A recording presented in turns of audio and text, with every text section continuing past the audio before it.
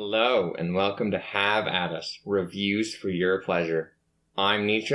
And I'm Joshua. And this is episode 9, The Steps of Manliness. And today we are talking about Mulan, the 1998 film. We didn't have time to bother with this new film. I mean, if you really want that, you put that down in those comments. But all right, let's get down to business. This is a good Disney movie. That's the business at hand. It was better than most other Disney movies. And it teaches you how to become a man.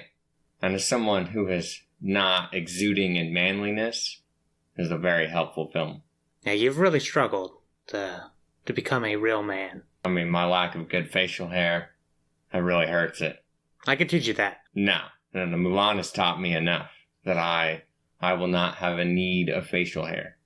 That's what this film showed me, is that you don't need facial hair to be a man. Unless you're the Emperor. He has a beard. He has some facial hair, and the one kid, the short kid, he has facial hair, right? The short kid? I don't know who we're talking about. the mean guy at the start. Oh. What is his name? I'm really struggling. Yao. Yao. Yeah, Yao has facial hair, right? Yeah, I think he's got like a little goatee and a mustache.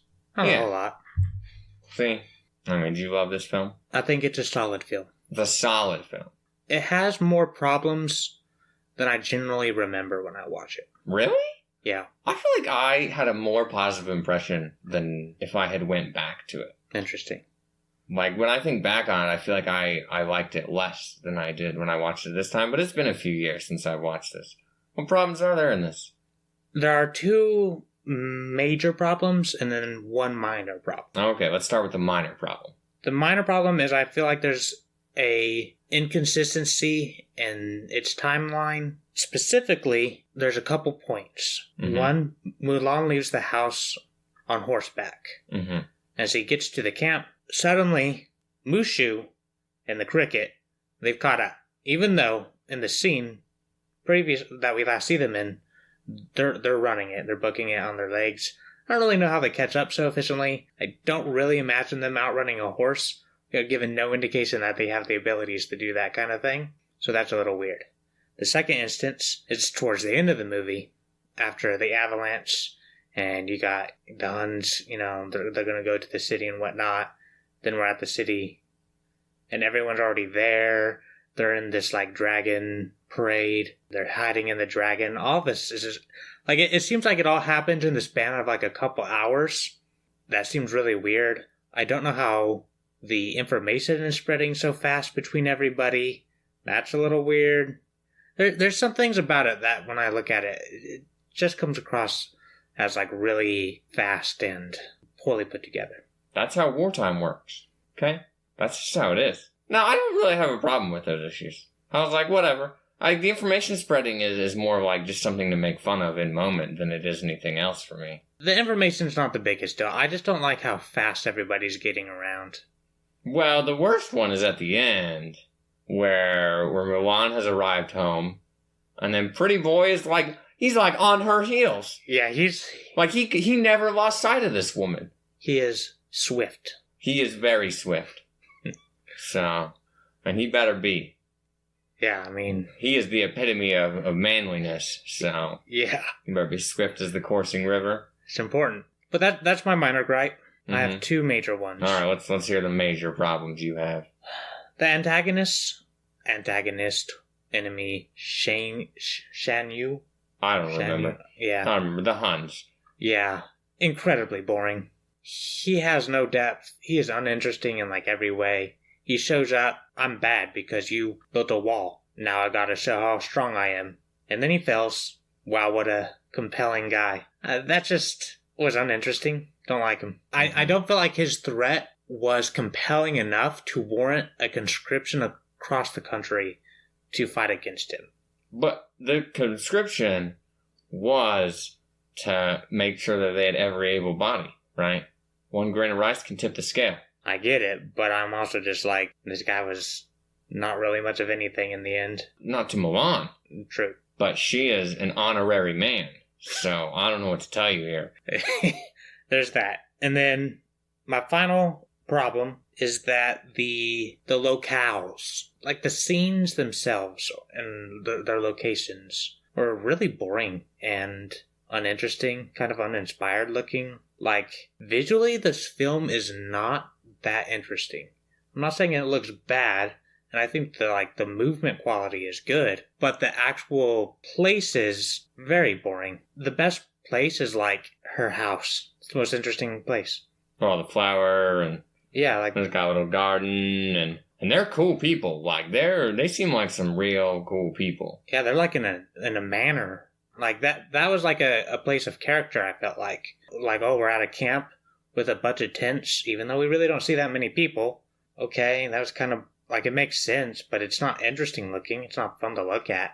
And then we're in a snowy mountain place. I guess we have a little song with them traveling. That's okay, but even then the places that we see, not that interesting.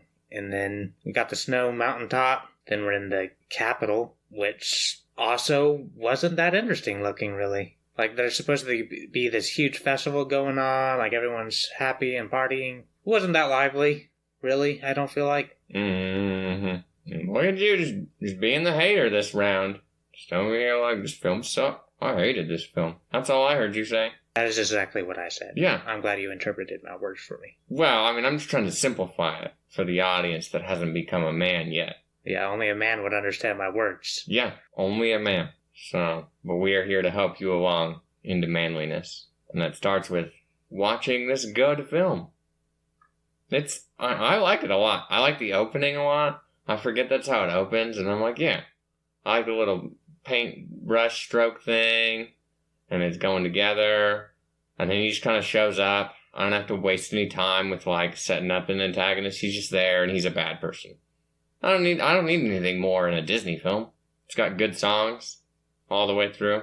Not very many of the actual songs, though, that we sing. What do you mean? What are you saying? Well, I'm saying, like, you have A Girl Worth Fighting For, right? As a big song in the movie. Mm-hmm. Big set piece. And, of course, you have Make a Man Out of You. Mm-hmm. And then you have, like, the song at the very beginning with the women going to get appraised. Mm-hmm. Is that it? Reflections. That's a song she's singing as she runs away. Yeah, I don't even remember that. Well, that's really funny because people talk about that song as like it's a really good song. Oh. Like they really appreciate the dynamics of it and how it's her kind of reflecting on how she doesn't feel like, she's getting represented as how she wants to be, and she's just struggling and she's trying to do the right thing and she's misunderstood and it's sad, and she's a Disney character, right? So that's kind of just Disney characters. They're all misunderstood and sad, except Mulan's better than the rest of them because she's Chinese. Well, she's also embraced becoming a man, and that's a good direction. Yeah, it's important that she is now an honorary man. That's why she couldn't see her reflection very well, because she wasn't truly ascended honorary man status. Man, people are going to hate us. Why? Why are they going to hate us? Oh, we're just going to keep harping on about it, but I like it, so it's fun. She's an honorary man. What's wrong with that? I'm not saying it's wrong. She's a worthy addition. I mean, I'll take Mulan. Yeah. I gotta bring more people into the fold that are Oriental. It's important. I gotta represent my people. That's true. And we all know that, like, Korea, China, Japan, all those three countries are just the same. And we'll just take anybody from those countries. They are all the same place, ruled by the same people. Yeah. Same culture. Japan's emperor rules everybody. Same cuisine. Yeah, there's no distinctions. True. It's good stuff. Yeah, I like Mulan as a character. I think she's funny. She does what she needs to do. I think Mulan's solid. I think she's good. I was a little surprised at how few lines she has in the movie. Like, I feel like she doesn't talk very often, which is probably because she's not very good at giving herself a masculine voice, and so doesn't help. And so she probably refrains from speaking a lot. But I feel like she had more to say generally, but not very often did she say anything. I think she speaks enough. I don't feel like her speaking was restrained in any fashion. I don't think it was less than it should have been. I don't know that she needed to say much more. I don't know. Where do you think she should have said more? I'm not disputing whether she should have or should not have. It's just an observation I had. I don't really think it's a negative. I think it fit the movie just fine. But, like, if I was to compare voice lines between her and Mushu, I don't know who would actually come out on top. Mushu says a lot. He does say a lot. It's like his character. He's funny. Mushu is a lot of people's favorite thing. How do you feel about Mushu? I like him. He's funny. I feel like he's used well enough, right? His lines are well acted. He seems like a character to me that you would not enjoy typically. I mean, he's witty and he's funny. He's not overused, right? He's there. He's doing his thing. He's not like a complete bumbling idiot. Like, I feel like the characters that are, like, over the top and ridiculous, like Mushu is, are generally kind of stupid. Yeah. He's not really stupid. He saves himself there. He's doing his thing. Yeah. He's a selfish jerk, for sure. But he's funny. Yeah, he is a jerk. I think he's a pretty solid sidekick character. I agree that he is funny. I think this film actually has some pretty good humor in it overall. I think there's some pretty funny lines. Some of the situational humor is pretty good. I think Mushu contributes to that a lot. Also, the grandma, she's kind of funny. She's funny, but she's only really funny for a little bit because she's not really there. Right, but she helps to fill that gap in the beginning of the movie when Mushu isn't there yet. Does she, though? I think so. I don't know. I feel like she breaks the tension in the beginning. I don't know that I needed her to break the tension. That could be a fair point. There are a couple lines there at the beginning that come across as a typical kids' movie line. Particularly when, like, Mulan's being appraised by whatever the heck that woman is, matchmaker. Mm-hmm. And then they're making a lot of noise. And then she's like, oh, it sounds like it's going well. Like, that's a bad line. I don't know. It's just kind of a throwaway line to be there to fill some space. Yeah, it's definitely a filler line. And I don't like it. Okay. I didn't hate it. It was mildly humorous. I moved on. But then you got her parents in the beginning, and her father's a nice guy. I like her father, until he's not. Until he's just had enough. The thing about her father is he clearly cares about her and wants the best for her. He's loving. He seems to have a better relationship with Mulan than maybe even her mother does. Is kind of the impression I get. I'd agree with that. And then he says some harsh things to her after he's conscripted. And he's in front of, like, this dignitary from the capital. And, you know, he's like, oh, how dare a woman speak in front of men kind of thing. And then, you know, he kind of has to put on this tough guy act. Tell her that, you know, talk down to her a little bit and whatnot because this guy's here. But I don't really ever get the impression that that's who he really is or believes. Well, but he, like, explodes on her at dinner that night, right? Like, he's had enough of her nonsense. Yeah, I think that's more the fact that, like, there's nothing he can do about it. He has to accept it. And I think that in his mind, there's nothing they can do. He can't send her out in his place because she's a woman. And then he knows he's going to die. He can't fight anymore. He's crippled, but he has to embrace that fact. And so I think that's him trying to embrace his own fate and being frustrated that she doesn't understand this. Like, there's several pieces to that. I think it's harsh sounding, but I understand where he's coming from. I just got the impression that he was just kind of done with her crap, right? Because he kind of has the ultra patriotism status over here. Like, you know, he was already in the military. He served his country. And so he will go serve his country and probably die, but that's like an honorable thing for him. And she is just standing there like not understanding and trying to put his life before the whole. I just feel like those are all countercultural ideas that she wants to hold on to. That certainly probably plays some part of it, but I don't think it's the only part. Mm-hmm.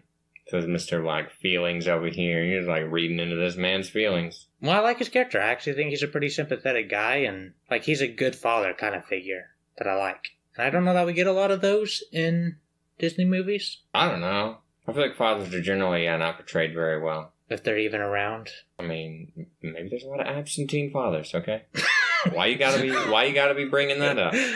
Could be. I don't know. But I like him. Her mom, whatever. Mm-hmm. I mean, I like them both pretty equally. Oh, I don't like them equally. Like, I'm just like, you're here, you serve a purpose, like, you know, you've got some good stuff happening on both sides, and I move on. But then you get to the actual war camp from there. I guess you got the ancestors, and you got the stupid cricket, who come in before that. But the cricket is the cricket. That's it. He helps out.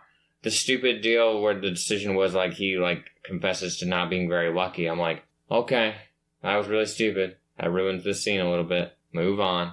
I like that because it leads to a good line with Mushu talking to the horse, being like, "Next you'll reveal you're actually a sheep." And I think that's pretty funny. You could have done that either way, though.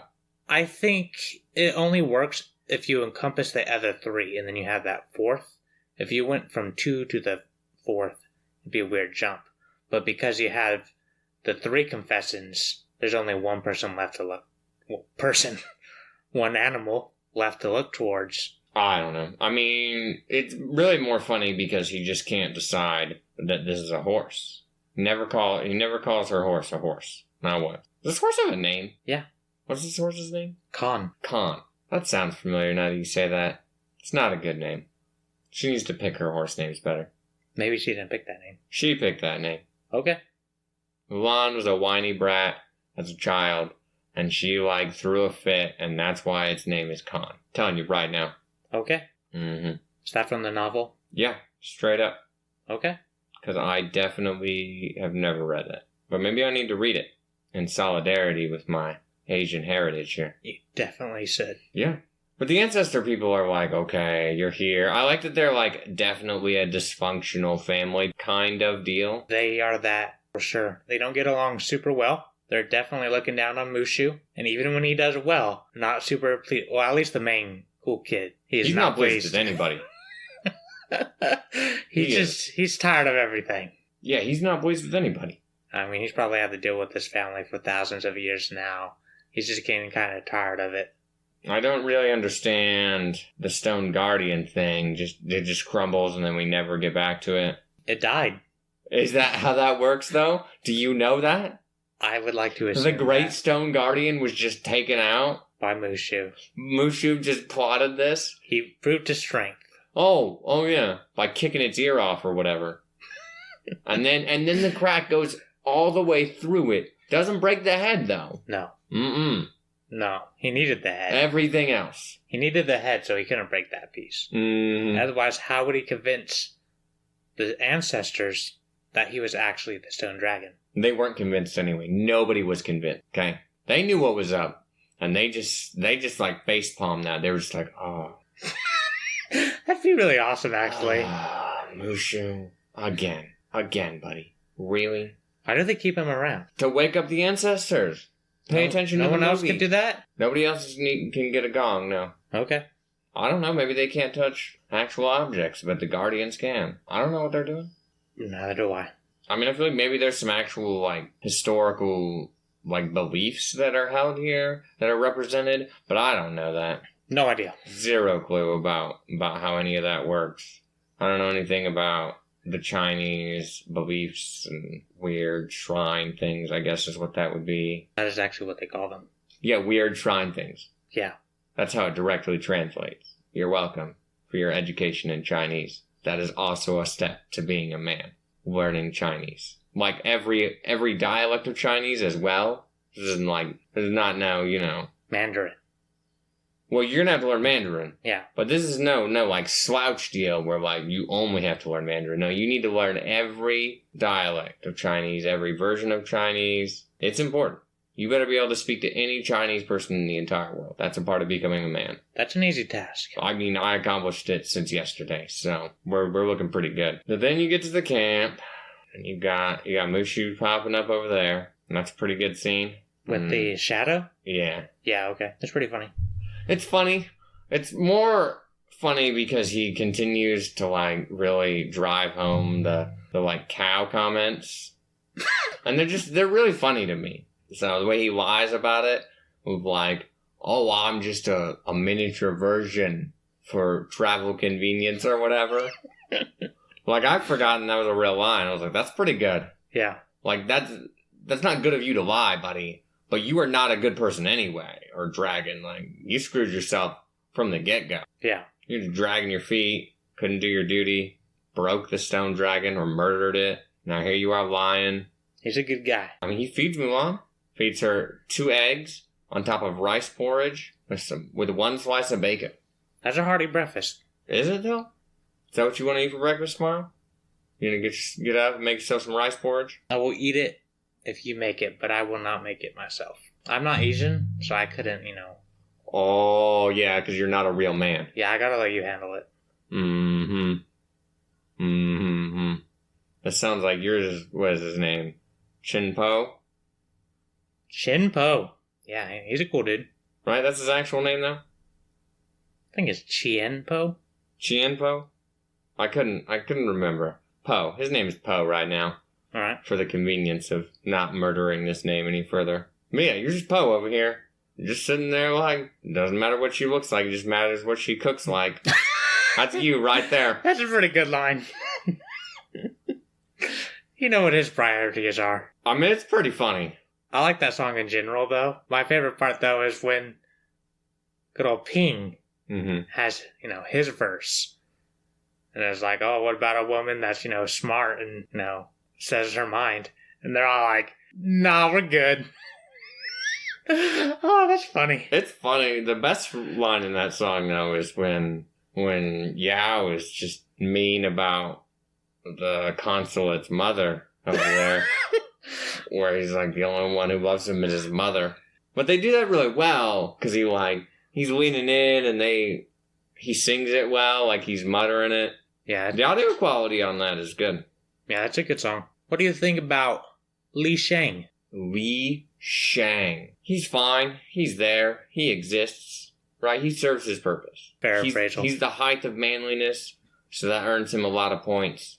One day I will be like him. He seems very mediocre in his skills to be a captain. At first it seems like, okay, this guy's pretty cool.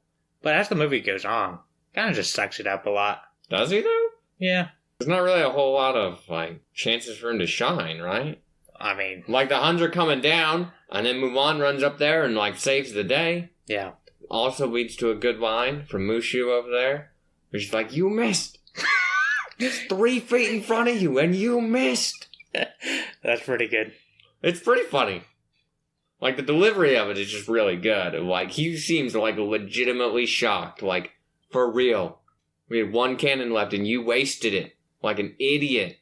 He didn't understand the master plan. Nobody understood the master plan. But Ping made it through. Good old Ping. I miss that guy. I don't.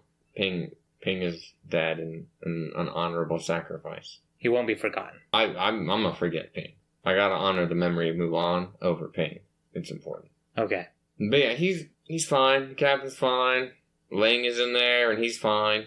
I think the comedic trio, they only really work as a squad. Individually, there's not much to them. But I think they're good side characters for the movie. No, they're a good choice. Yeah, I agree. They only work together.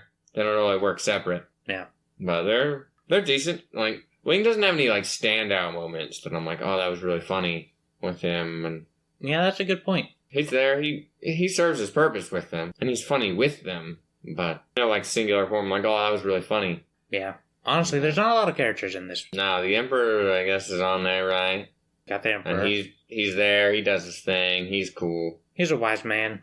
He is, yeah, he's the epitome of, the sagely, grandpa kind of guy. And that's fine. I like these people. Yeah, I mean, he serves that role well. But he's not really that interesting. Mm-hmm. Oh, you know who we are missing, though? Let's hear it. Chifu. My man, Chifu. Your man, Chifu. He's a good guy. Is he, though? Do you know who I'm talking about? No, I'm blanking here. He's the royal... The consulate. Yeah, that guy. He's just the consulate. He didn't need a name. His name is the consulate. Okay. What do you think about that guy? He's fine. He serves his purpose. There's nothing special about him. That's very fair. He's not really that good. He's funny to make fun of. Right? He's funny to have there because they make fun of him. Or mess with him. They bring a panda about somehow. I didn't really understand that whole scene is just here's a scene, boom, done, moving on. Panda manifesto. Panda and a straw man. Like a literal straw man. Yeah, that worked out though. It's funny. It's a funny scene. I like how he just turns it around. Yeah, it lifts off fully. You can see underneath it and it just plops back down.